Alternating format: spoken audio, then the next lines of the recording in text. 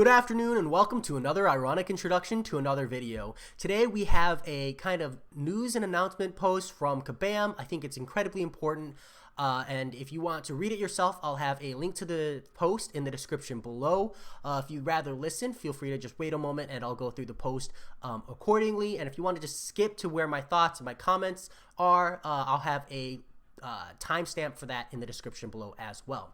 That said, the post is as follows. Hey Summoners, we wanted to take a moment to let you all know that we are going to take a brief pause on updating recently released champions, and based on your feedback, work towards better communications of changes and the reasons for them. You've taught us that without player-facing data and any example of what these changes might look like, any kind of down-tune of a champion will cause uncertainty and frustration. We don't want you to feel that you have to hold off on all rank-up decisions on a new champion for an extended period of time. Balance updates are a necessary part of any game that receive constant content, releases, and updates. In our case, new champions with new abilities. Balance updates allow our design teams to come up with new and interesting abilities and interactions without the fear of creating something that becomes a new barrier to entry. Our goal for these champion balances corrections is for them to be small changes that don't alter the champion's abilities or make them less desirable, but as it stands, that's not possible for you all to see.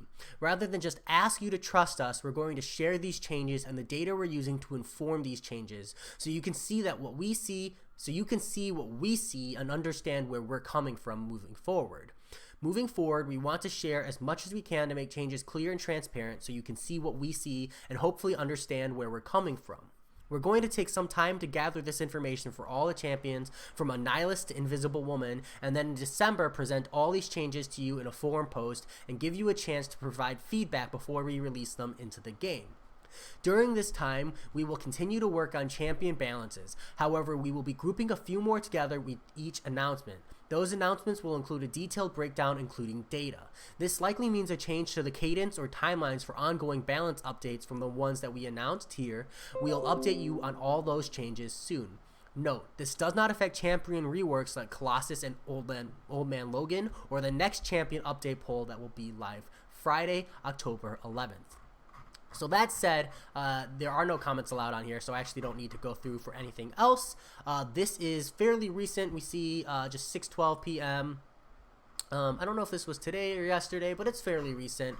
I don't have a whole lot of thoughts on this. I think that this is good. I think this is good for the game. I think that this is an important step. Personally, I didn't have a problem with champion reworks and balancing. I think that it's a natural part of any game, particularly a game that has any form of competitive nature to it.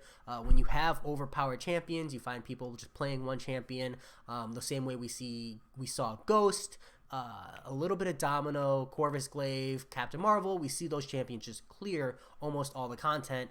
You don't want that. It makes the game very stale. It makes it very simple. And forcing players to play around variety keeps the game interesting. Now, I understand that I have a differing opinion than a lot of people, and for a lot of people, these balance changes are frustrating because, you dump the resources in and you feel like you're getting screwed.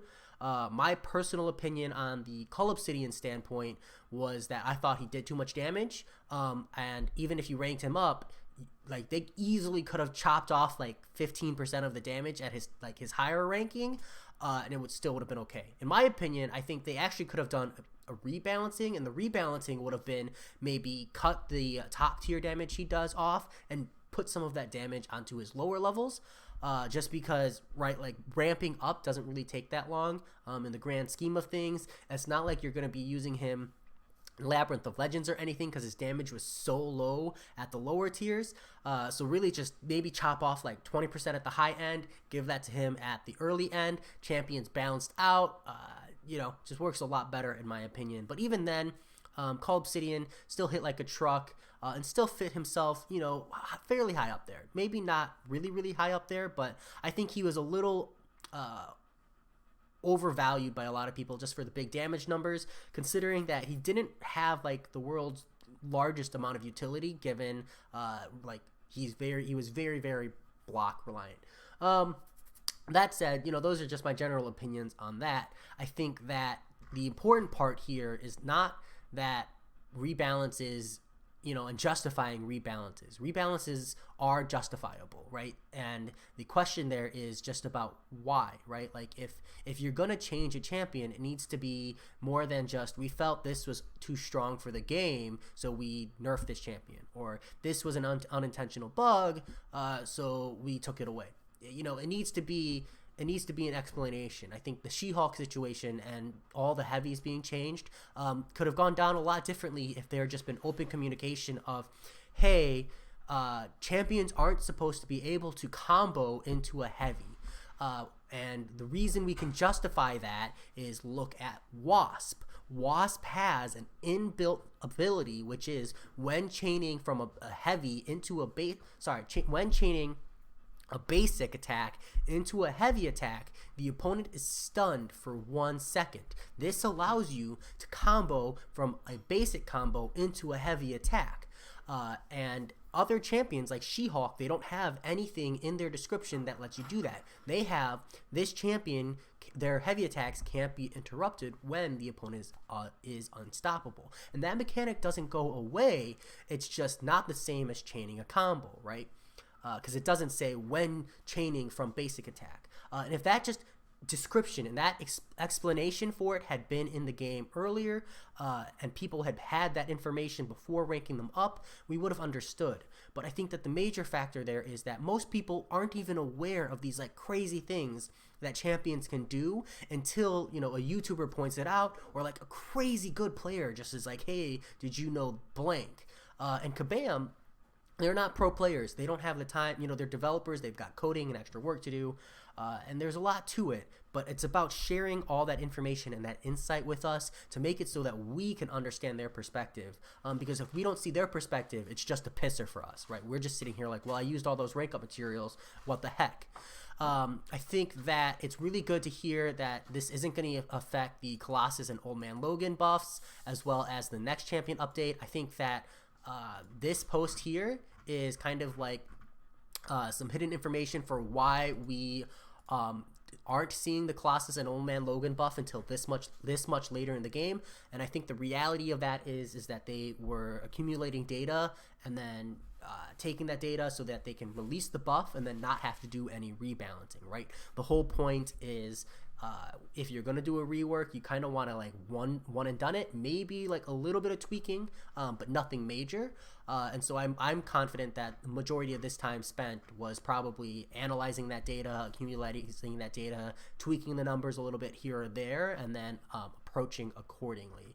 And I'm sure they have limited resources, so it really comes down to like maybe 1 or 2 people are working on this, among other things. So that's what my expectations are there. That said, I do want to comment here that I don't like this statement here, which is balance updates allow our design teams to come up with new and interesting abilities and interactions without the fear of creating something that becomes a new barrier to entry. Barrier entries are a significant problem, especially in something like Marvel Contest of Champions, but I think that we see this problem already with like the Mephisto Uncollected boss this month, where it's like you need to have a certain roster of champions in order to be even able to one-shot it, because a lot of champions can't do it based on skill, and I think that barrier entries are a part of the game. And they're inevitably going to create new ones. I think it would be more important to stress that it's not so much about creating a new barrier, so much as making a barrier that's reasonable, because barriers are inevitable here. But this is a pretty lengthy post, and having 1 or 2 gripes about it is, I see, fairly reasonable. I think from here it's just a matter of biting our tongues and waiting to see how it actually all plays out, because like anything, you can listen to all the words, but what matters is really what happens when they do any kind of implementation. So those are my thoughts. I wanted to share this information with y'all. Sorry for taking so long. It always does, but I will talk to you later.